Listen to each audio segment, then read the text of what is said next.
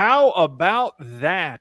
So confident in the Cowboys' ability to hold on to this lead. We are live. Dallas 56 and a football team 7. Still most of the fourth quarter to go. Welcome back. Our first immediate post-game reaction pod in a while with the Texas Porch crew. I'm JP. That's Josh.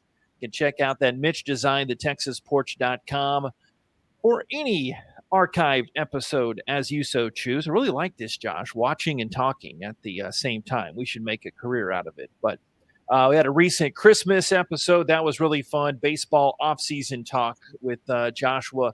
Make sure you rate us on Apple and Spotify. Sincerely, that is a huge help to us. Spotify just came out with those rankings, and that helps us grow it naturally. We're live on the Texas Porch Pod Facebook page. We're on YouTube, Twitter, all of those at Texas Porch Pod.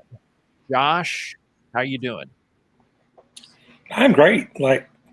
Usually you don't get stress-free games like this too often. We've had a few of them this year, but I don't know. Just from the start we could have started this thing at halftime easily if we wanted to, although it might not be a great podcast. We're still in the third quarter, and what happened. It just keeps on getting worse and worse. Yeah, I've toyed with the idea of doing that one time.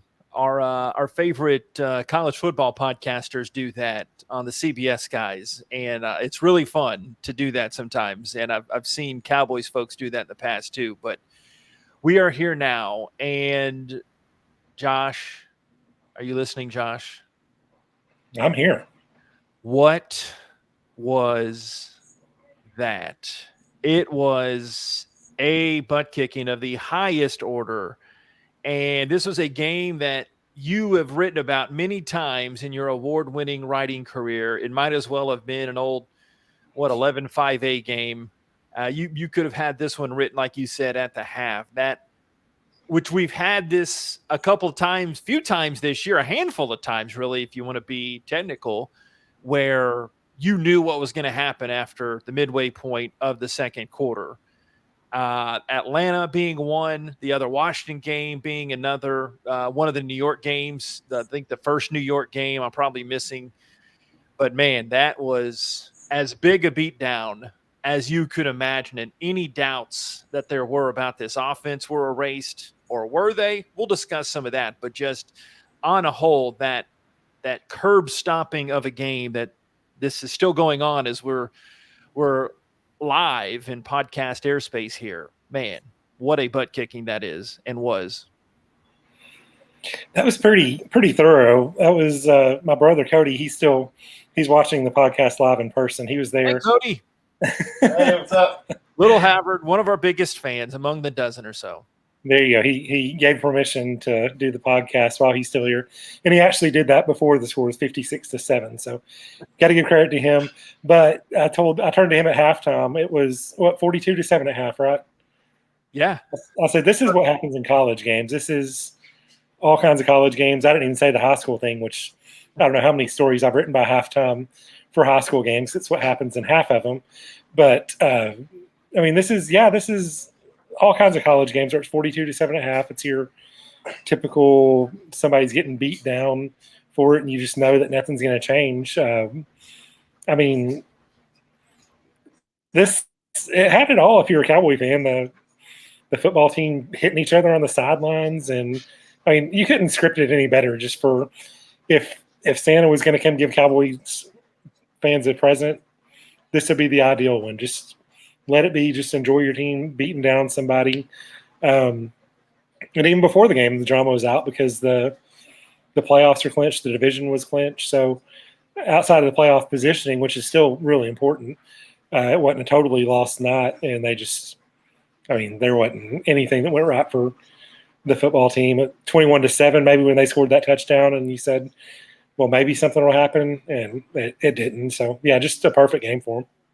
Yeah, perfect. And still more than half of the fourth quarter to go, 56-7 as we watch it here. My boy Taylor Heineke did not do so well. Colin, my boy, had the interview history with him, and you have a battling backup quarterbacks between Kyle Allen with his Texas ties and Cooper Rush. who could get over 100 yards passing. I wonder when the last time a Cowboys backup quarterbacks had over 100 yards passing in a game. He came in a blowout. But speaking of Santa, you jogged my memory. I wrote this down on my notes to talk about. Shout out to Santa. I don't know how much you can see that, folks. I don't know. I think the box, the Mitch design graphic is smaller, but you can see on the big fella got the new Cowboys gear among 2 new Cowboys shirts that she gave me via Santa. Said I was a good Cowboys fan during the year with the productive podcast and whatnot. But shout out to that, and a pick that in my old Cowboys. And again, I had this saved for you. But if you remember, the last 2 games before this one were kind of snoozers. The previous Washington game, which we didn't do a podcast because of work obligations / there have been many anyway, not to bog down on that before we get into the actual nuts and bolts of it. But the Giants game, we've been doing these Monday after podcast as well too. But before this one started, it seems like perfect looking back. But I did want to do a post game of this one. But here is what I was. I've been meaning to save this for you. Can you see that? Is that you asleep on the bed watching a game? That was me after the previous Washington game, and you can't see it in the screen there. I don't know if I can go widescreen if it helps anymore, but I've got my Bluetooth set up there, and I was listening on my old non-Pro Max big iPhone version, but this was me the first Washington game. Because I had to listen like it was 1947 and listen to the second half. That's right, because you didn't have the game. Okay. Yeah. So this one was a far different tune than the one that we got to witness tonight. So let's take a breakdown of it as much as you can. I mean, the first play of the game, Trayvon Diggs kind of gets rid of the drama. He does tie Everson Walls for the most picks in Cowboys history. First play of the game on the defensive side for the Cowboys, but only 6 other players since the merger have done that. That's pretty amazing. And I know we've talked about Diggs a lot of other times and just the overall ball hawking ability of this defense, the way they've been able to, I mean, my gosh, they've had that stretch recently where they were getting more turnovers and the offense was touchdowns. That really took an about face tonight. But this is a defense led by Diggs, really Parsons, and the defensive line. Here's okay, I'll let you speak. As great as Diggs has been, and as great as Parsons has been, the best part of this team has been the defensive line. And that summed it up in tonight's game. As wild as that sounds to say, and Parsons goes on a little bit that because he's playing about half his time with his hand down there. But am I too crazy there? As great as Diggs has been, as great as Parsons has been, maybe your defensive player of the year as a rookie, and they flashed all the sack numbers tonight. The defensive line is what has made this defense so much better, and what's made Dan Quinn look like the defensive genius he has turned out to be this season. Whenever they got healthy, I mean, they've been good all year, but when they got healthy, which I think was about 2 or 3 weeks ago, maybe the first Washington game, when they're there, it's just a different level because they've been good all year. They've actually turned into great, borderline great, maybe not great yet. But, yeah, the defensive line, when they're healthy and they've got everybody going, just rotating in and out, I mean, you almost feel bad for Heineke. Like the last time they played, I think he left with an injury. Maybe he came back, and they just beat him up again tonight. Like, if you don't have those like the Aaron Rodgers type game plan, getting the ball out real quick, they're going to punish you. And, yeah, that makes everybody else's job a whole lot easier. So I think you're right. Like Parsons, obviously the biggest story on the team, the best player, but the defensive line being healthy, and hopefully they can stay healthy for another 3 weeks, get in the playoffs. That just makes them so much more dangerous of just making life miserable for a quarterback. So it was very apparent from the start it was going to be a long day for the Washington folks. After Zeke's opening touchdown, Michael Gelkin of the Morning News tweets this out, that Dallas has now scored a touchdown on 79% of its red zone trips at home. second best in the NFL. And the reason I bring that up is because of the stark contrast they've had on the road. They're third worst in the league. They were winning games on the road, but they're just not punching it in. And they really flipped the script on that again, really playing into that stat today. They went up 14-0. Our boy, Dalton Schultz, touchdown. Dak Prescott passed Don Meredith for the fifth most multi-touchdown games in team history. There are a lot of these notes. The Cowboys PR Twitter folks were very busy tonight. Tank Lawrence gets his second career pick. The other one I learned also against Washington, by the way. That goes to the house.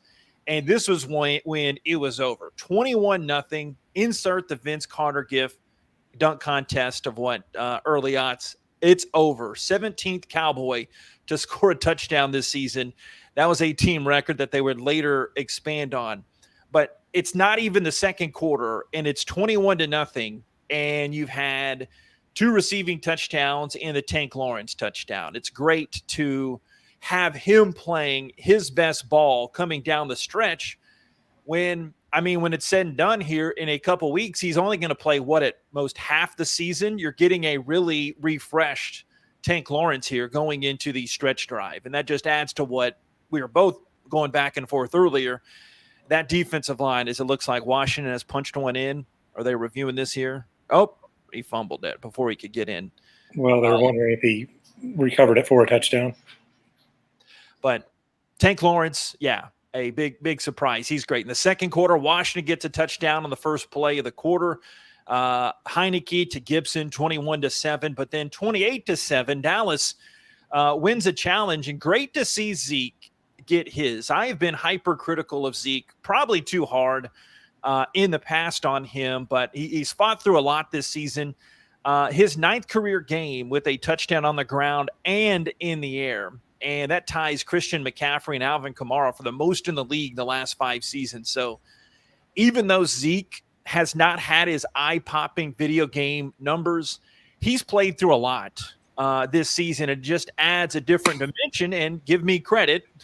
Not that I'm begging for it, but I did say this is not the same team, even though folks like to say, hey, give Tony Pollard the ball and then everything will be fine just because he looks good for 7-8 plays. And he's still great. He's a great dynamic, but this is a different team, which we saw tonight with them establishing the running game with 21 and through the air. They were a different team tonight, and that set the tone for the rout that was well decided early in that first half.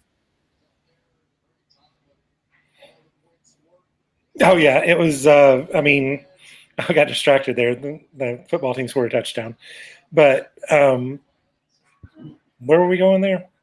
I was talking about Zeke and how – Oh, yeah, Zeke. Okay, yeah. Yeah. Sorry, I got distracted. But, yeah, Zeke, they used him a lot tonight. Like, they used him a lot more than Pollard. Maybe that was game plan going there. And he was really good tonight. And they didn't use Pollard even after the game kind of got out of hand a whole lot. Maybe that's with the foot injury he's had. Maybe he got in more than I realized. It was easy to lose track. And but yeah, outside of that, Tank Lawrence, with what you were saying about him, really good. Obviously, that's what I wanted to go through. You kind of skipped by the touchdown for Lawrence. That was unreal. Like, he just kind of tipped it to himself and got it, and then made like 7 moves on the way into the end zone. Like, that was just amazing. And yeah, that was whenever you thought the game was pretty much over. They went and scored a touchdown. She's like, oh, maybe not. And then Cowboys scored a touchdown and made it. But yeah, that Lawrence one was crazy. And you were talking about Lawrence. That is nice to be able to insert a player like that's missed half the season. So they got a lot in the tank. It's kind of like your 6th man in basketball that you bring in that goes against guys that are kind of worn out. And so he's so good to start off with, and then just put him in where he's got a lot left in the tank. How you like that? I didn't even mean to say a lot left in the tank, but I'll go with it. And just him to be out there making plays like that, which like you on the defensive line, just huge to have those guys. along with the other guys. You don't want to have the guys injured early in the season, but maybe looking back on it, you say that's a positive thing because you learn how to play with them. And it just looks so much better whenever everybody's out there with Gregory, Lawrence, and everybody's just going as they are right now. And plus, you'd much rather have them injured early in the season as opposed to right now going to the playoffs with so many there with what the rest of the league is dealing with. And you hope the Cowboys can avoid the COVID type thing. But it kind of seems like a lost cause throughout the league of that's going to turn into something eventually. Yeah, the almost said it, but Washington they had some COVID issues before the game, but I mean everybody's been dealing with it. The Cowboys dealt with it a few weeks ago, even with their head boss man. But hopefully, it's not a case that creeps up as that dang Omicron is making its way across the country. But hopefully, it's a sign that this dumb virus is passing. But so it's 35-7 after Terrence Steele gets his touchdown catch. And by the way, it's 2-minute warning. Dallas will probably take a few knees here, but their most points in a game is 59, and they've got 56 as we stand right now. We got cranked up on the podcast a little bit earlier than we usually do, but 35-7, and goodness, no surprise here, but it marked the first time in team history the Cowboys had an offensive lineman and a defensive lineman score in the same game. And then fittingly enough, shortly after that, Deron Payne and Jonathan Allen get into a heated debate. This will be on the hot take shows plenty. This gives a lot of producers ammo.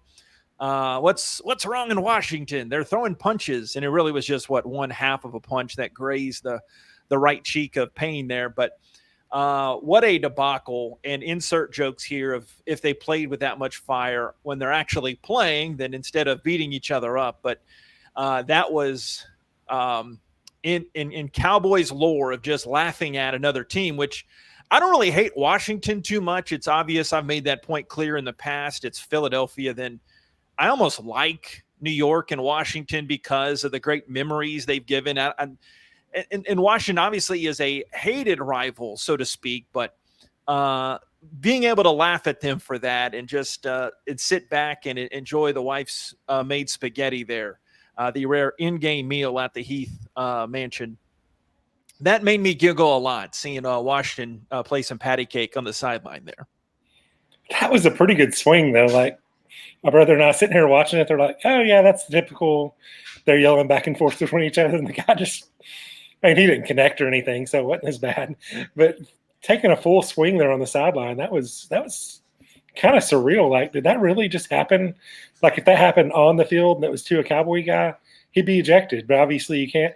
And they kept on going on, and we were like, do they send him to the locker room? This is kind of ridiculous. No, you got to send one to the locker room. Send them both back to the locker room. They're just going to really have at it. So that was just the topper right after a Cowboys offensive line touchdown where it looked like he was kind of stumbling to start off with. And he never gets these opportunities. So he knows this is the one chance Steele does. So he kind of steadies himself and makes the catch. And then they have that on the sidelines. And it's just so perfect all around. Just, I mean, you get the laughs of you're just killing this team. And then you get the laughs of they are totally imploding on the sideline. And I mean, we've been around sports enough. Stuff like that happens. It's not like, a house full of teenage girls here. It's not like it's going to be something that lingers or anything. You get it out of the way and it happens, and they'll be fine next week. I mean, they won't be fine because they're not good, but those two guys will be fine between themselves. But that just comical of that. And sitting here watching, it's over now. So 56-14 Cowboys. Yeah, so truly never a doubt. 56-14. The Cowboys wrap it up as we got a good, 20-minute or so head start on this one. As we figured, it's probably safe to get the old digital machine rolling there to start recording this one, and live on Facebook, YouTube, and Twitter as well. But Schultz got whacked by McCain. That was scary for a second. But then the next play, Dak finds Cooper. Cooper doing some yapping during the week. Hey, give me the ball. And he got targeted earlier. He had 3 drops in the game, but at least before he started recording here that I saw. But Dallas is up 42-7, still the first half. tied for the most points in franchise history, according to ESPN.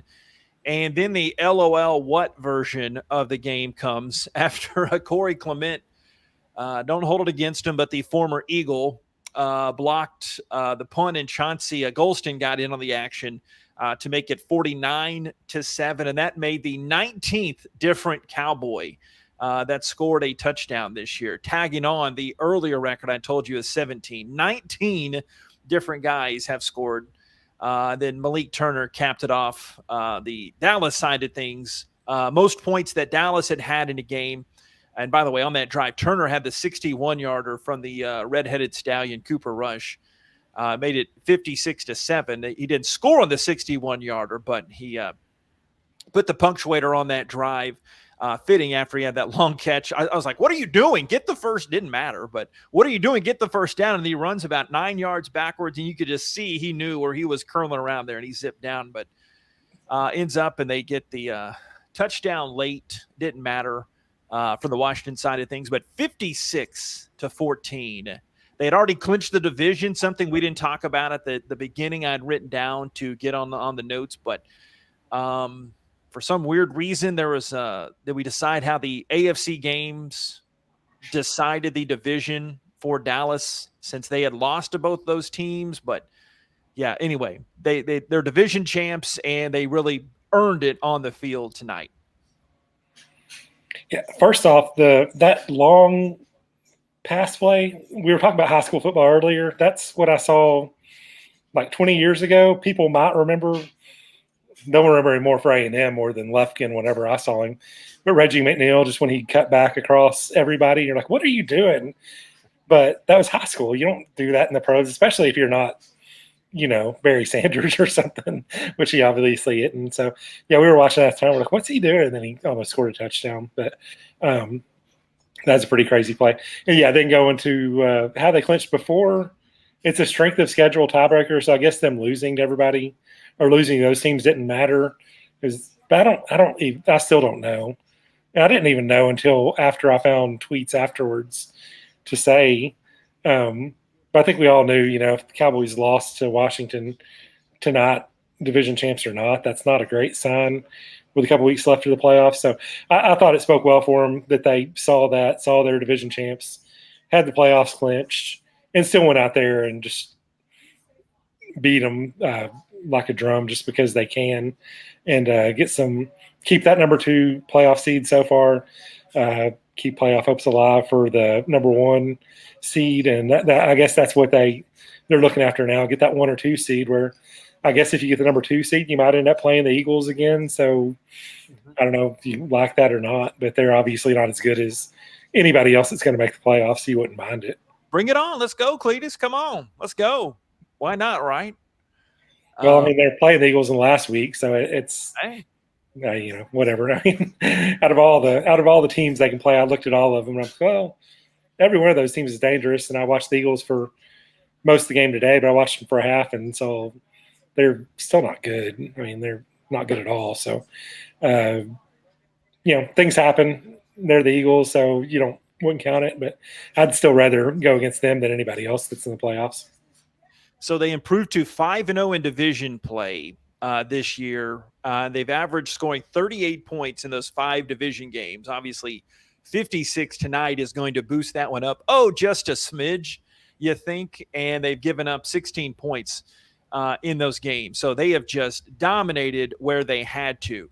And, hey, I'm raising up my little tiny hands for a big guy, my hand here, admitting that I'm up there thinking, like we joked kind of towards the start. I don't know if that was on or off. Like, hey, okay, you knew, or we were texting, I guess, earlier. You knew since July, probably, like they were going to win the division, right? You knew that was going to happen, but you can't short them like the old Patriots argument for years. You can't kick on them for being in the division that they're in. They have kick butt, they've taken names, and they've just done what they're supposed to do and then some in this weak division. And now, I don't think they are going to get that number 1 seed, but bring on number 2, a lot would happen. I think Green Bay's schedule is a little more favorable than Dallas is down the stretch, but Dallas's toughest is Arizona.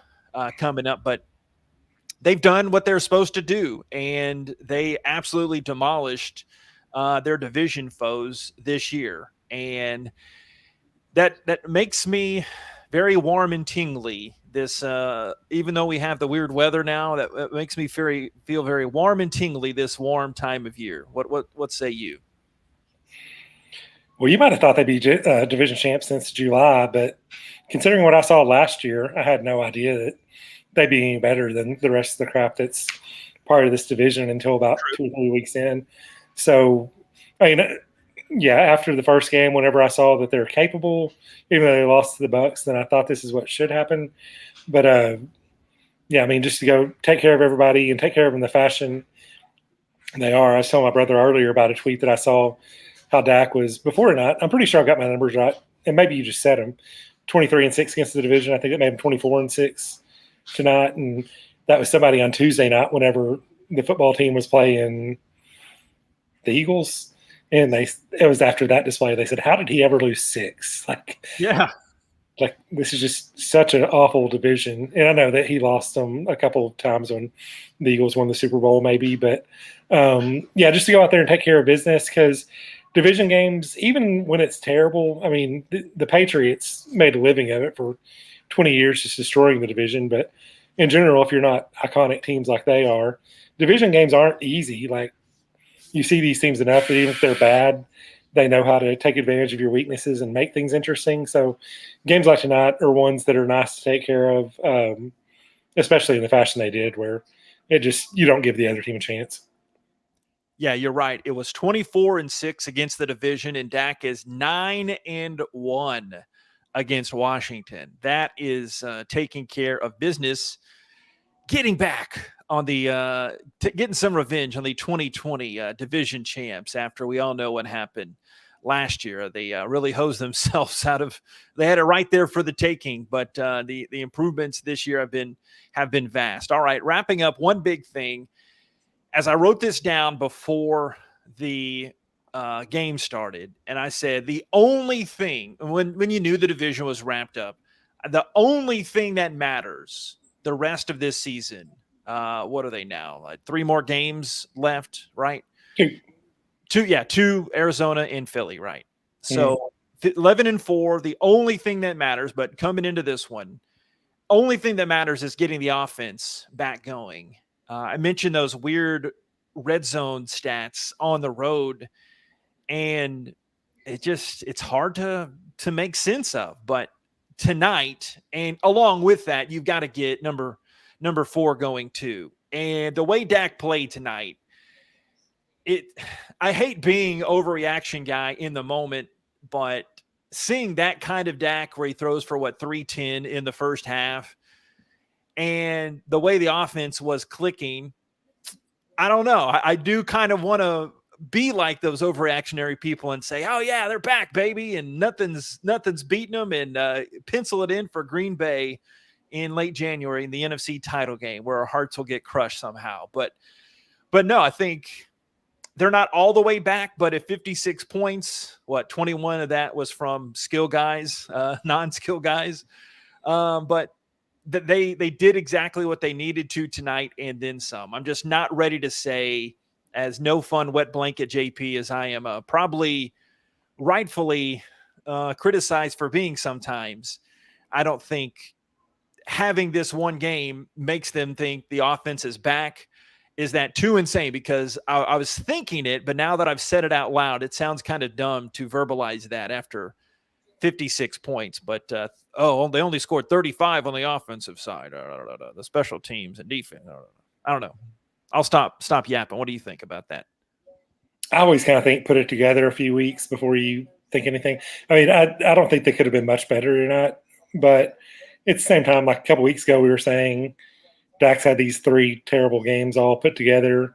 You like to see him have one, just kind of snap it, and then now when you're going the opposite way, if you want to see him snap out of it, then yeah, one game can be an outlier. But if you put a couple together, especially next week against Arizona, they're not world beaters on defense, especially. But you want to put them together just to show that tonight wasn't the one-off game from it. But so yeah, my way of saying no, they're not back yet.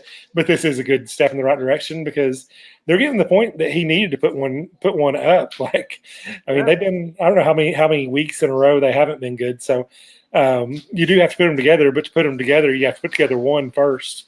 So that's a good step in the right direction. And you'd hope they go out there next week.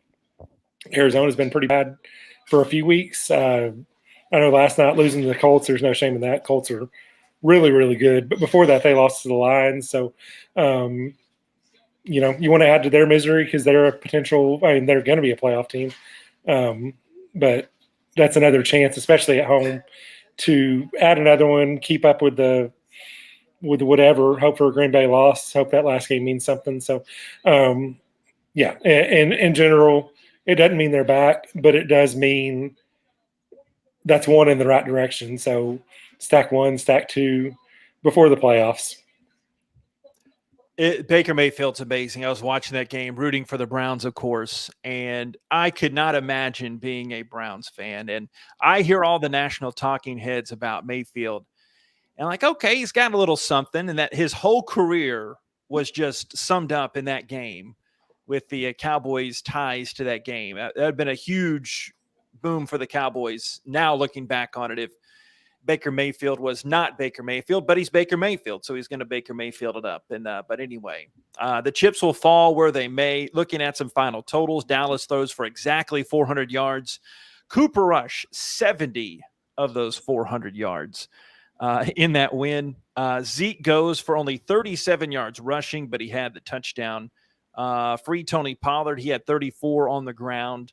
Amari Cooper, Dalton Schultz, our boy, and Malik Turner each had over 80 yards receiving and each had a touchdown.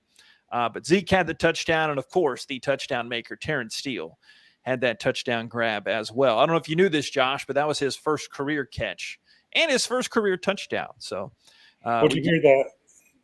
You're probably on the radio, but they said the first offensive lineman for the Cowboys to catch a touchdown since Rayfield, right? Wow. I know you've got that. Yeah, I know you got that pass. So that was I'm pretty sure I'm saying that right. But, I mean, offensive linemen don't catch touchdowns very often. So, yeah, friend of the podcast, Rayfield Wright. At least I interviewed him almost 20 years ago now. But, all right, Josh, I went over a little bit. I'll make it up at our next third-rate taco joint lunch. But appreciate you, pal. There's little Havard around there somewhere. I had a quick quiz for him. Is he listening? Oh, boy. Hey, what episode are you on? I'm actually caught up. The episode I'm missing is a Christmas episode, but okay, that's a good one. That's a good one. So. Good. We rag you from time to time for being behind on episodes, but kudos to you, good sir. It took a while, but I'm caught up. So. There you go. Relatively. Josh, is that our first ever fan live interaction on the podcast? I think it is. Yeah, I think we need to sell tickets to this thing. I mean, we offered it to Cody for free, but I mean, it's a gold mine. And obviously, I can't imagine. I mean, how many people come up to you on a daily basis and say how much money they would pay to watch the Porch in person? And at least 30. Yeah, the Texas Porch at that too as well. Yeah, exactly. All right, Josh. All right, Cody. Y'all have a good one. All right. That's Josh. That's Little Havard, Cody as well. I'm JP. Have a great rest of this day and night. God bless you. God bless Texas. How about them Cowboys? We'll talk to you here sometime soon. I have a little holiday caper. I got myself unintentionally into something that we'll talk about here in the next few days or so. We'll tease you on that. But have a great night. God bless you. God bless Texas. I think I've already said that, but no harm saying it again. We'll talk to you next time out here on the Texas Porch. Go Cowboys. Terrence Steele forever.